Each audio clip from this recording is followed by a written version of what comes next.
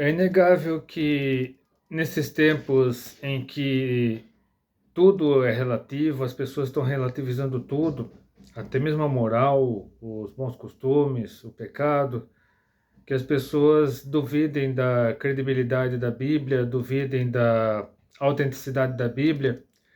Tanto que eu deixarei na tela final deste vídeo uma playlist do Israel Subirá a respeito dos motivos pelos quais a Bíblia é um livro confiável.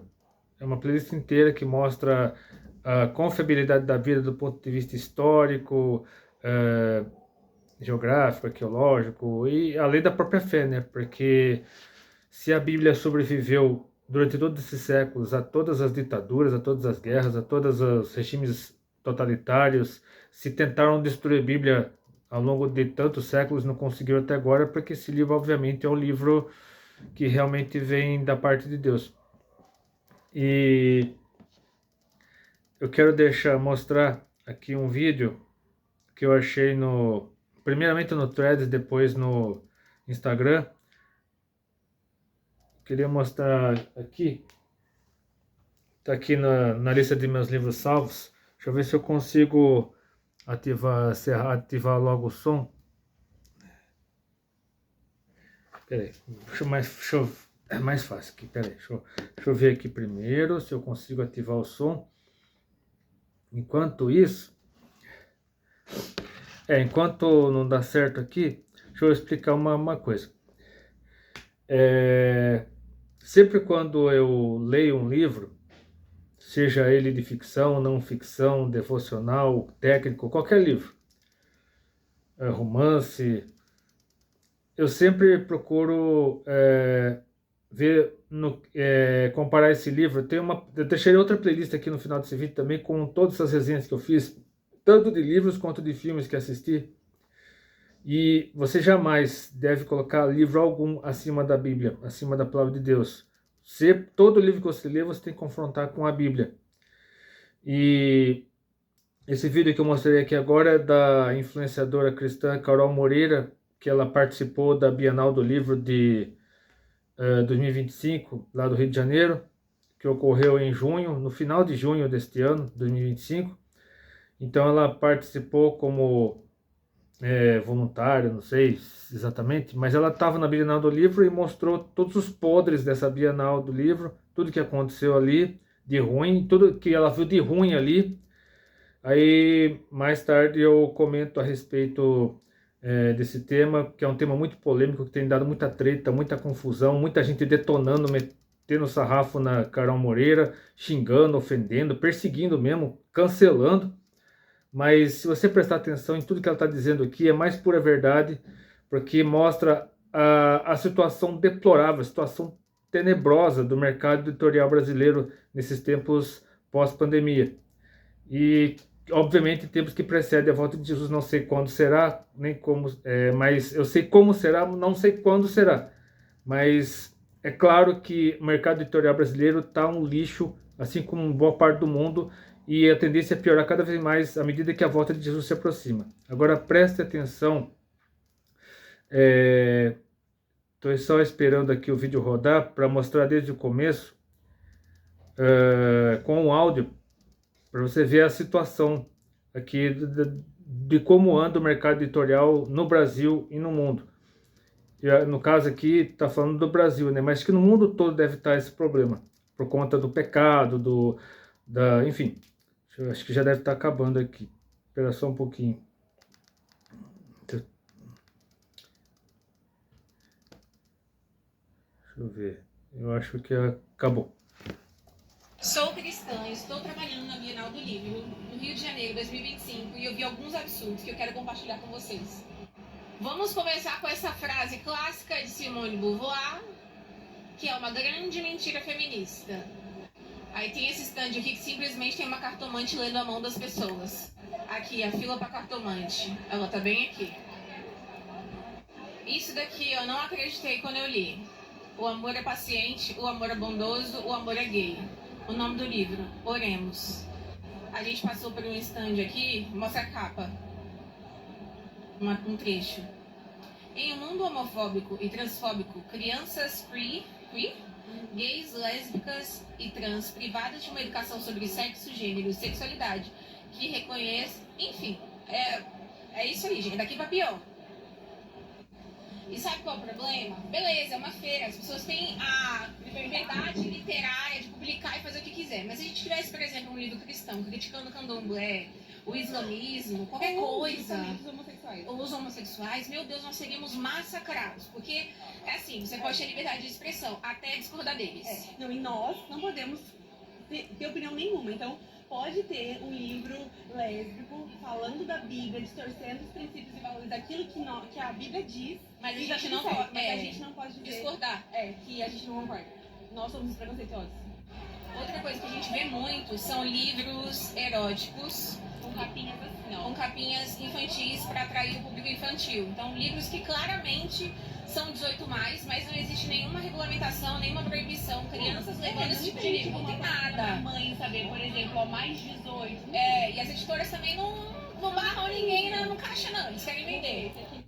Tinha que ter uma lista. Tinha que ter uma lista, assim, ó, na ficha catalográfica, por exemplo, ó, isso aqui tem conteúdo adulto, não recomendado para menores de não sei quantos anos, mas não tem absolutamente nada. Aí a menina vai lá lendo achando que é uma historinha de amor fofinha, quando vê, tá a maior safadeza. O aviso deles, depois da página 200 é hot vezes 1000. Eu avisei, hein? Sabe qual é o ruim desses livros não sinalizados? Aliás, tem muita coisa ruim. Mas uma das coisas ruins é que as mães incentivam. Exato, que as mães não sabem. Tipo, nossa, meu filho é um leitor, minha filha lê muito. Ai, minha filha ama um livro atrás do outro. Mas tudo pornografia. Pornografia. E eu ainda vejo muitas meninas novinhas falando hoje coisas como: ai, se não tem hot, eu nem leio. Exato. Olha isso, elas já ficam viciadas. Isso abre um espaço enorme para o consumo de pornografia. Exato. Sou cristã, estou trabalhando. Então, sabe qual é o problema disso aqui? 2025, e eu vi alguns absurdos. Ó, qual que é o problema de tudo isso aqui? Eu já participei da Bienal do Livro, né, obviamente não como expositor, mas como curioso, né? Foi, eu não lembro que ano que foi. Eu deixarei aqui o vídeo para você assistir. Foi lá em São Paulo, no caso, né? O vídeo da Bienal do Livro lá em São Paulo. Eu não lembro que ano que foi, mas na época estava a febre dos youtubers escritores. Então, todos os youtubers famosos queriam ser escritores. Então, eles começaram a bombar. Eles viam o mercado editorial, né? Porque o mercado editorial já estava em crise naquela época, né? Já estava passando por um processo de desinteresse absurdo dos brasileiros pela leitura, e eles começaram a apelar. Então eles foram atrás dos youtubers, porque os youtubers estavam sendo... qual que é a ferramenta de trabalho dos youtubers? O YouTube, a mídia audiovisual. Então as editoras viram os youtubers como começou um ou outro escrever um livro, aí as editoras foram atrás dos youtubers, né? Os youtubers começaram a ver isso como algo, uma espécie de propaganda para o canal deles, e todo mundo começou a lançar livro, todo mundo. E você via para tudo quanto é lado ali na Bienal do Livro de São Paulo, livros de youtubers. E eu, inclusive, eu estive com uma youtuber em 2 vezes na mesma Bienal. Consegui dar um exemplar do livro meu para ela, mas assim, você tem que ser referência. Você, como youtuber, como influenciador, como blogueiro, enfim, você tem que ser influência positiva para a sociedade. E quando se trata de livro, a situação fica ainda mais séria, porque nós temos um livro. Eu acabei escrevendo tudo, né? Eu coloquei tudo aqui nesse esboço, mas eu preciso mostrar um dos vários exemplares que eu tenho da Bíblia. Deixa eu só interromper aqui e já volto. Aqui estão as 4 Bíblias que eu mais uso atualmente. Essa aqui eu uso principalmente para ir até a igreja, que é a edição revista e corrigida. As igrejas batistas da Assembleia de Deus usam principalmente essa versão, revista e corrigida. Essa aqui é a revista atualizada, que é a versão que os presbiterianos e outras igrejas reformadas mais usam. Eu particularmente gosto mais dessa versão, mas eu uso também a revista corrigida porque é a versão mais conhecida pelos assembleianos, que eu estou na Assembleia de Deus agora, então tem que estar familiarizado com essa Bíblia, e eu uso essa Bíblia aqui principalmente para estudo, para compartilhar alguns textos bíblicos no YouTube, nas redes sociais. Essa aqui já é a King James atualizada em português, porque a King James é a versão em inglês mais conhecida lá do Reino Unido, e a versão em inglês mais difundida atualmente é a Nova Versão Internacional. Mas essa aqui é a versão em português da King James, e ela tem uma linguagem bem parecida com a dessas duas aqui, com mudança apenas de algumas palavras. E essa aqui é a versão em espanhol Reina Valera, que é a versão mais famosa em espanhol. Tem outras versões mais modernas, mas eu gosto mais dessa aqui, porque é uma linguagem mais culta, uma linguagem mais próxima dessas outras três Bíblias aqui, em português. Mas em espanhol, eu leio essa aqui, inclusive a página da Bíblia que está na miniatura aqui, que está aberta em Mateus 10, é desta Bíblia aqui, a edição Reina Valera. Então,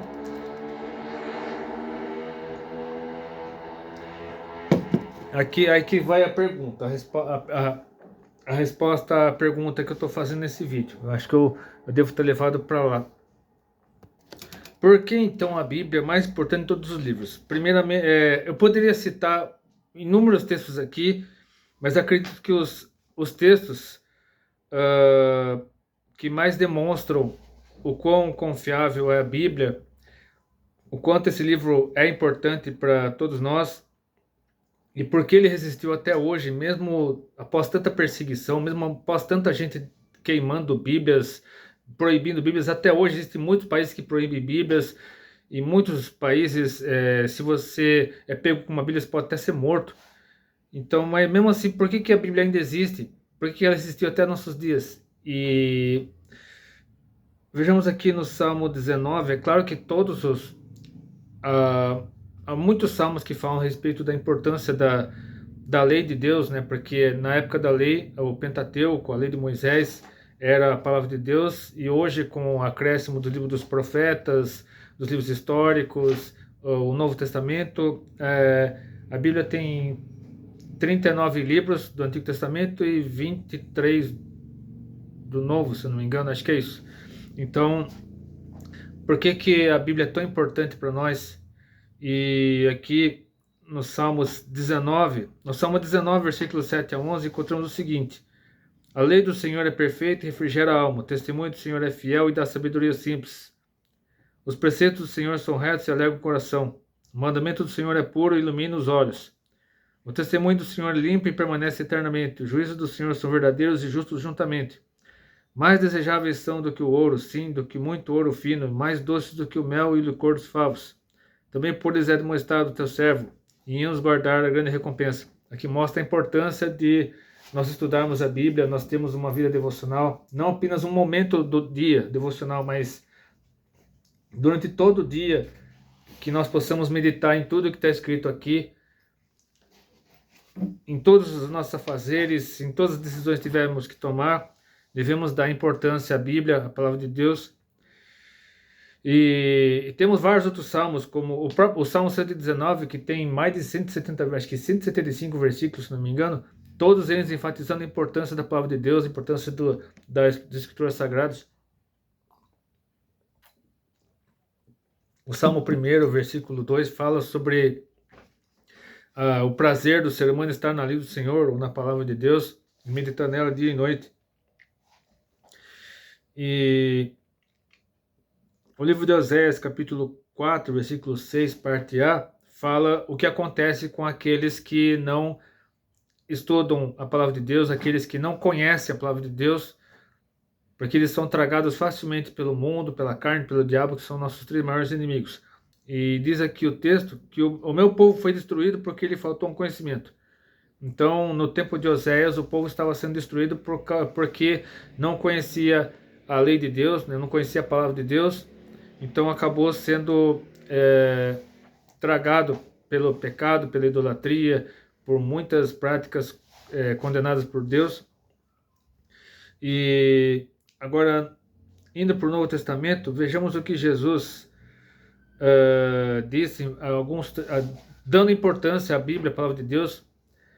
Primeiramente no Evangelho segundo Lucas, capítulo 24, versículos 44 e 45. Isso foi logo depois dele ressuscitar, apareceu aos discípulos, e ele disse o seguinte, após aparecer para os discípulos lá no cenáculo, ressuscitado: são estas as palavras que vos disse, estando ainda convosco, que convinha que se cumprisse tudo o que de mim estava escrito na lei de Moisés, nos profetas e nos salmos. Então abriu-lhes o entendimento para compreenderem as Escrituras. Então, acho que foi, esse texto aqui, acho que foi pouco antes, logo depois dos discípulos do caminho de Emaús, porque acho que foi lá em, deixa eu só conferir aqui, eu acho que foi em Lucas 24 mesmo. Havia 2 discípulos no caminho de Emaús.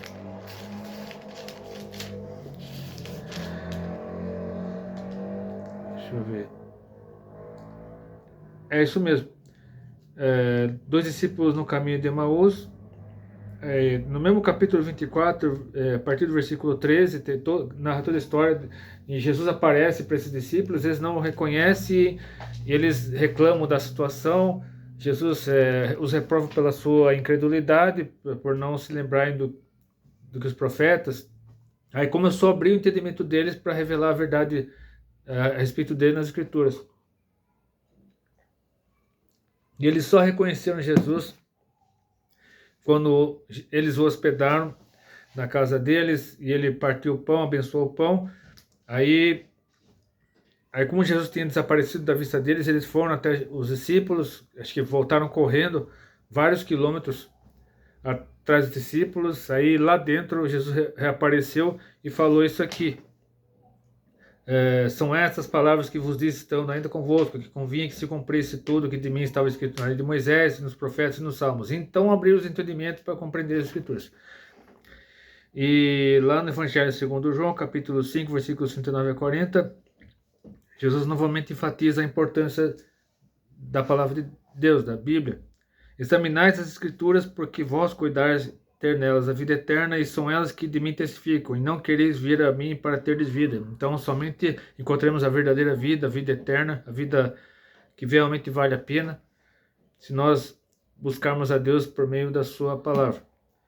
Agora, nas cartas do meu caro apóstolo, primeiramente na primeira carta aos Coríntios, capítulo 15, versículos 13 e 4, mostram as evidências a respeito de Jesus, segundo as próprias Escrituras predisseram, segundo as profecias do Antigo Testamento e segundo os registros do Novo Testamento.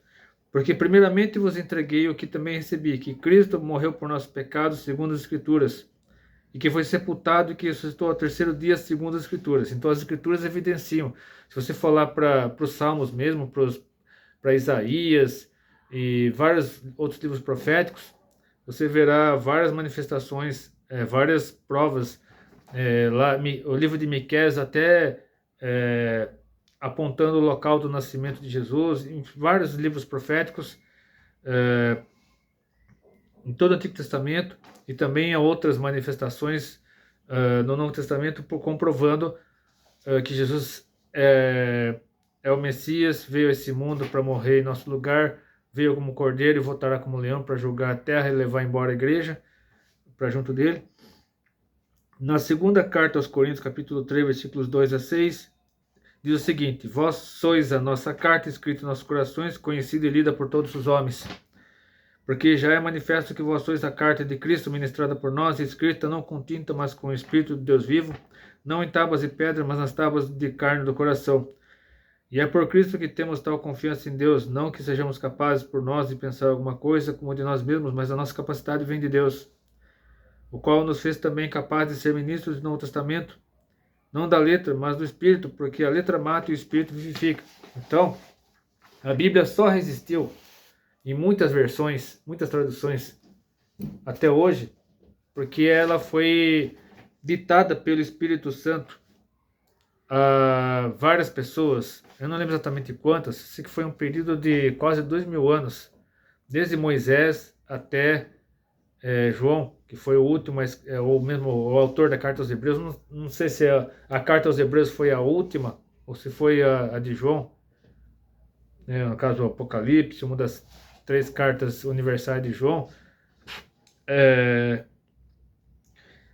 Provavelmente foi a carta aos Hebreus, que até hoje, cujo autor até hoje é desconhecido, mas se não foi uma das cartas de João, foi a carta aos Hebreus. Mas de qualquer forma, foi um período muito longo de tempo, mas você consegue encontrar coesão entre todos os livros. Muita gente fala que a Bíblia é um livro contraditório, que muitas passagens se chocam com outras, é porque a pessoa não lê com o espírito, a pessoa lê com a carne. Se a pessoa lê com a carne, obviamente ela não conseguirá entender, ou então encontrará um monte de coisas que para ela são absurdas. Então precisamos ler a Bíblia com nossos olhos espirituais. Se tentarmos ler a Bíblia com nossos olhos carnais, não conseguimos entender nada mesmo. Isso acabará tornando-se até um laço para nossa alma, porque muitas heresias foram construídas com base em interpretações erradas da Bíblia.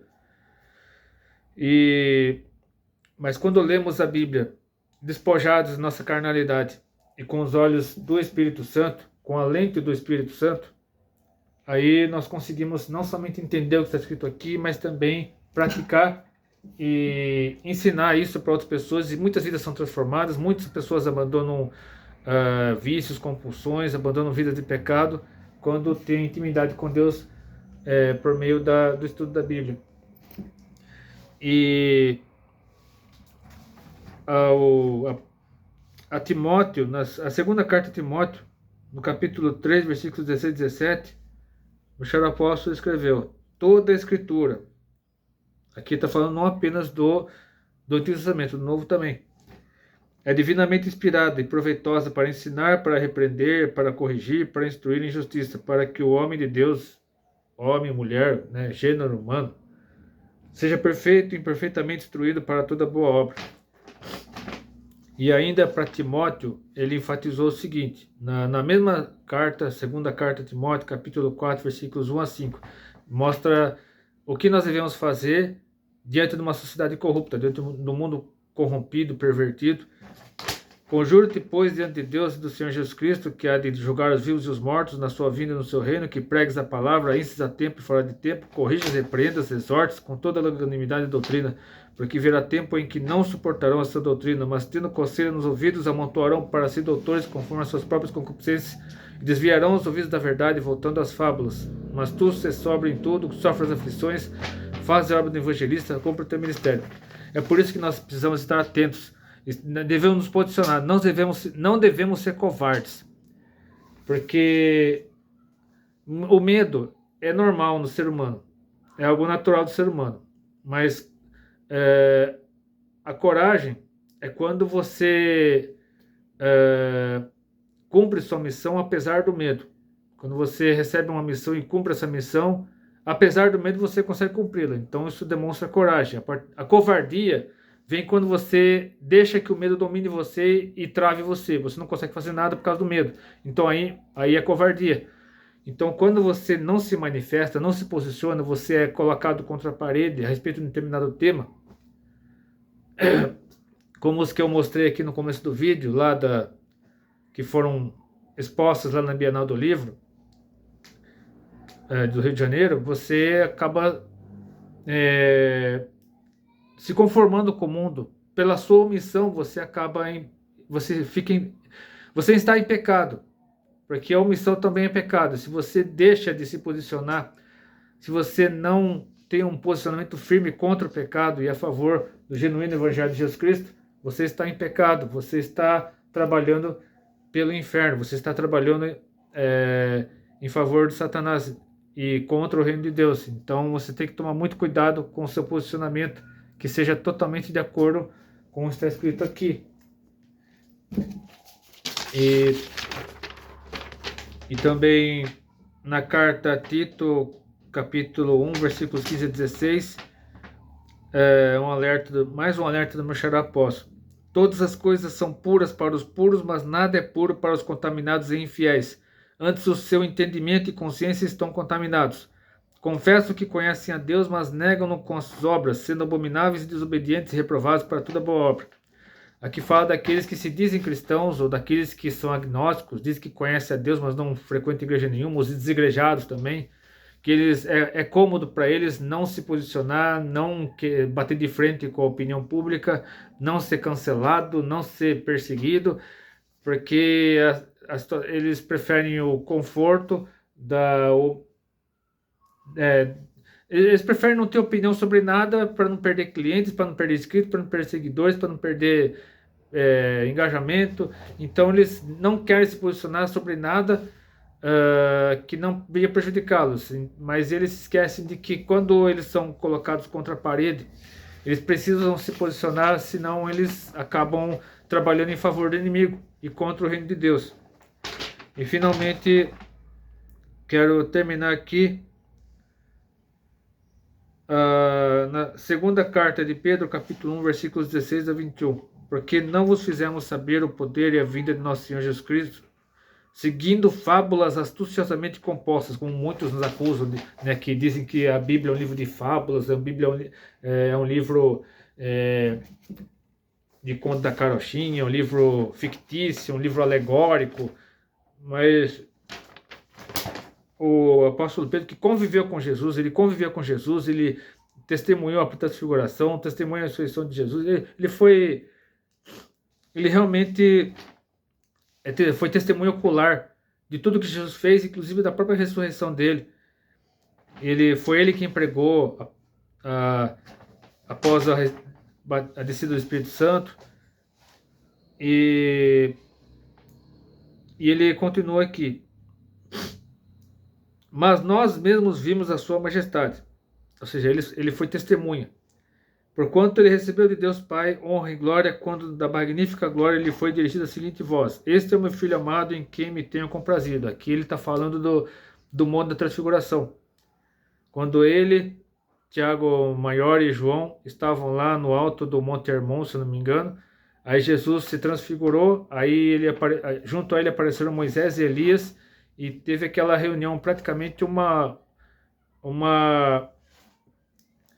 reunião entre o Antigo Testamento e o Novo Testamento. O Antigo Testamento e o Novo Testamento estavam reunidos para celebrar a vinda de Jesus, o ministério de Jesus, e preparar Jesus para morrer por nossos pecados.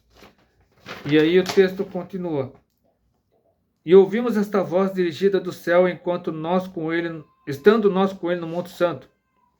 Acho que era o irmão mesmo. E temos muito firme a palavra dos profetas, a qual bem fazeis em estar atentos, como a uma luz que ilumina em lugar escuro, até que o dia amanheça e a estrela da alva apareça em vossos corações. Sabendo primeiramente isso, que nenhuma profecia da Escritura é de particular interpretação, ou seja, não é achismo, não é sabedoria meramente humana, vem do próprio Deus, o Espírito Santo. Porque a profecia nunca foi produzida por vontade de homem algum, mas os homens santos de Deus falaram inspirados pelo Espírito Santo. Então isso aqui é uma resposta àqueles que acusam que a Bíblia foi escrita por homens, que a Bíblia, por ter sido escrita por homens, não tem valor nenhum, e não sei o que, mas como diz uma das playlists que eu deixarei aqui na tela final, a Bíblia é sim um livro confiado, a sua confiabilidade é comprovada inclusive pela história, pela arqueologia, enfim, pela ciência. Então, estude a Bíblia, leia a Bíblia, procure conhecê-la. Eu deixaria aqui também um vídeo na tela final, um vídeo onde eu mostro uma sugestão de programa de leitura da Bíblia que eu cumpri em parte. No fim acabei entrando em depressão, tive sérios problemas, aí eu só consegui concluir no ano seguinte. Após sair da depressão, eu acabei lendo só um capítulo por dia, mas terminei, graças a Deus. Então, se você gostou desse vídeo, curta, compartilhe seus favoritos com o meu canal, que Deus abençoe, e mande esse vídeo para aquele seu amigo ateu, agnóstico, desviado, desigrejado, que precisa ter um encontro ou reencontro com Deus, para que ele possa ir para o céu juntamente conosco. Deus abençoe, até depende, se quiser.